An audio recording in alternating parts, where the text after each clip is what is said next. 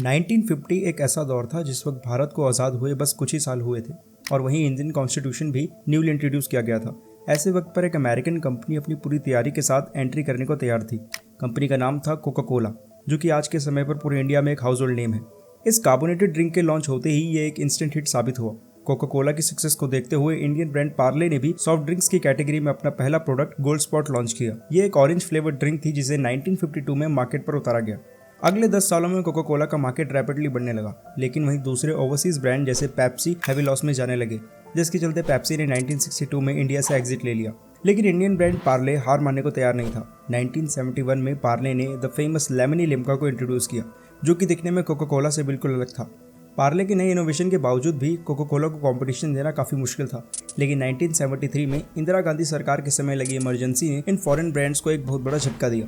1 जनवरी 1974 को foreign exchange regulation act को implement किया गया, जिसके तहत सभी फॉरेन ब्रांड्स को अपने मार्केट शेयर का 40% प्रॉफिट इंडिया में ही री इन्वेस्ट करना होगा। इस एक्ट के बाद कोका कोला का मार्केट शेयर काफी गिरा और इसी को एक अपॉर्चुनिटी समझकर पार्ले ने एक और फेमस ड्रिंक माजा लॉन्च की। 1976 में लॉन्च होते ही ये नॉन फिजी मैंगो ड्रिंक एक इंस्टेंट हिट साबित हुई।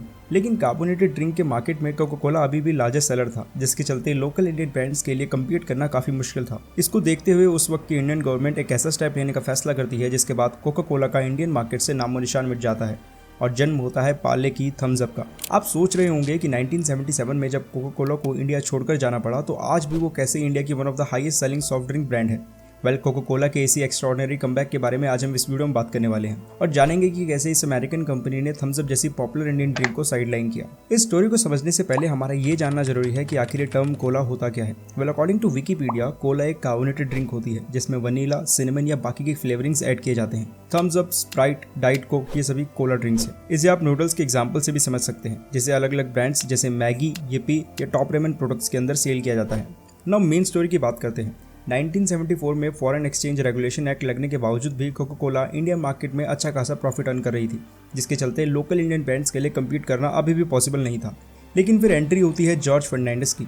1977 में जनता पार्टी एक अलायंस फॉर्म करके सरकार बनाती है, जिसमें पीएम बनाए जाते हैं मोरारजी देसाई। देसाई जी की गवर्नमेंट में ही यूनियन मिनिस्टर फॉर इंडस्ट्रीज होते हैं जॉर्ज फर्नांडिस। जॉर्ज फर्नांडिस अपने आप को प्रो स्वदेशी बताते थे, जिन्हें मल्टीनेशनल कंपनीज का भारत में मोनोपोली चलाना बिल्कुल पसंद नहीं था और इसीलिए कोका कोला जैसी बड़ी एमएनसी को बाहर निकालना उनकी पहली प्रायोरिटी था। पावर में आते ही उन्होंने कोका कोला से अपने रेसिपी का सीक्रेट रिवील करने को कहा। वो जानते थे कि ये कंपनी का ट्रेड सीक्रेट है जिसे वो कभी रिवील नहीं करेगी और ऐसा ना कर पाने पर उन्हें देश छोड़कर जाना ही होगा। और कुछ यूं ही हुआ। साल 1977 में इंडिया की most famous soft drink brand Coca Cola को इंडियन मार्केट छोड़कर जाना पड़ा।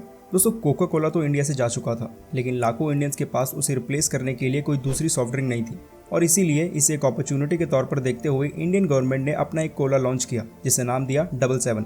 साल 1977 को अ ईयर ऑफ चेंज के तौर पर याद रखने के लिए इस कार्बोनेटेड ड्रिंक का नाम 77 रखा गया, लेकिन अपने टेस्ट और कलर के चलते इंडियंस ने इसे जल्द ही रिजेक्ट कर दिया।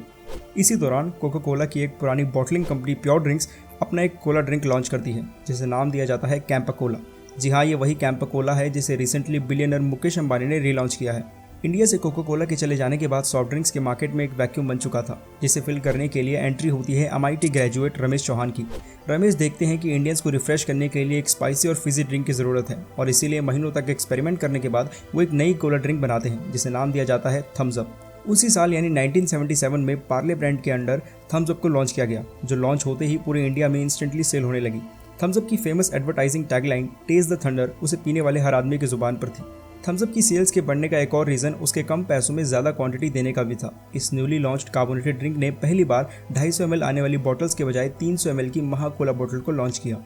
अगले एक डेकेड तक थम्स अप ने इंडियन सॉफ्ट ड्रिंक मार्केट पर राज किया, लेकिन 1990s में LPG रिफॉर्म आने के बाद इस खेल के पुराने खिलाड़ी अब गेम में वापस आने वाले थे, जिसके बाद पूरे इंडियन सॉफ्ट ड्रिंक मार्केट में एक रेवोल्यूशन आ गया। LPG रिफॉर्म्स आने के बाद एक बार फिर से कोका कोला इंडियन मार्केट में एंटर करता है। अपना कमबैक करते ही कोका कोला ने अपनी एडवर्टीजमेंट में हेविली इन्वेस्ट करना शुरू कर दिया और सभी दीवारों से लेकर दुकानों तक रेड कलर से एडवर्टीजमेंट पेंट कर दिया। इनफैक्ट कोका कोला परेड की भी शुरुआत की गई, जिसमें स्लोगन यूज किया गया, ऑलवेज द रियल टेस्ट।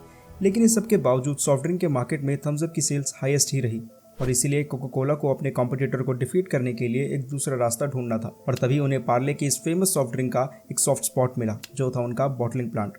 असल में बॉटलिंग प्लांट्स वो जगह होती है जहां पर सॉफ्ट ड्रिंक्स को बॉटल्स में पैक करके डिस्ट्रीब्यूट किया जाता है। उस वक्त तक पार्ले के पास पूरे 62 बॉटलिंग प्लांट्स थे, जिनमें से सिर्फ 4 प्लांट्स पार्ले खुद ओन करती थी और बाकी के 58 प्लांट्स दूसरी फ्रेंचाइजीज के थे। कोका कोला के बोर्ड मेंबर्स को ये पता चलते ही उन्होंने इन बॉटलिंग प्लांट्स को खरीदना शुरू कर दिया, जिसके चलते जल्द ही थम्स अप का पूरा मैन्युफैक्चरिंग नेटवर्क डिस्ट्रॉय हो गया और इनकी सप्लाई चेन इंडियन मार्केट में ठप पड़ गई। थम्स अप की हालत देखते हुए कोक के बोर्ड मेंबर्स ने सही टाइम पर उन्हें कंपनी बेचने का ऑफर दिया और लॉस में जाती है इंडियन ब्रांड इवेंचुअली साल 1993 में बेच दी गई और रातों रात Coca Cola Indian soft drink market का एक बार फिर से किंग बन गया।